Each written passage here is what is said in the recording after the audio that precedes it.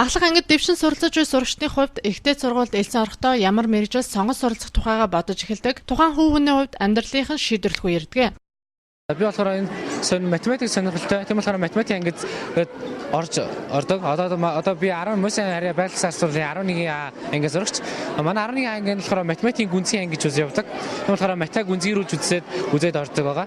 Би ер нь 9-р ангид төгсөөд сургуулиуд судалж эхэлсэлтэй яг өөрийнхөө мэргэжлийг одоо сонирхоод би ер нь инженер болох хүсэлтэй. Тэгээд одоо байгаль лицейгийн физикийн ангийг сонгоод орж ирэхэд надад үнэхээр сэтгэл хангалуун байсан.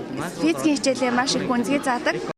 Байгаль лицей ахлах сургуулийн хувьд гэхэд Монгол Улсын их сургуулийн харьяа төрийн хөвшлийн сургууль юм. Тус сургуулийн хувьд байгалийн шинжилэлд авьяа сонирхолтой суралцагчдад бүрэн дунд боловсрол олгохын зэрэгцээ математик, физик, хим, биологи, газар зүй, мэдээлэл зүйн чиглэлээр гүнзгийрүүлэн сургалт явуулдаг байна. Манай сургуулийн давуу тал бол Монгол Улсын их сургуулийн харьяанд байдаг.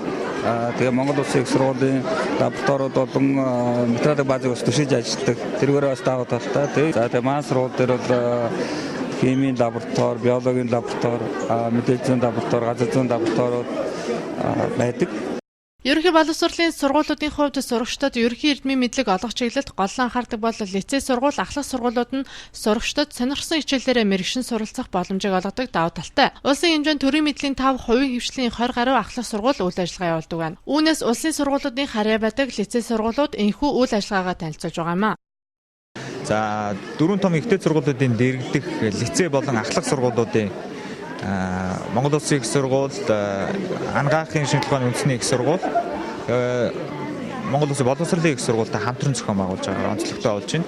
За үзэсгэлэн яармаг бол лекц хэлбэрээр зохион байгуулагдж байгаа.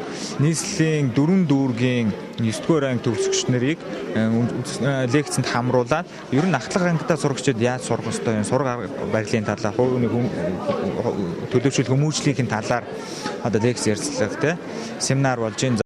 Үзэсгэлэн семинар маргааш Монголын хүүхдийн орны 1 давхад үргэлжлэн зохион байгуулагдана.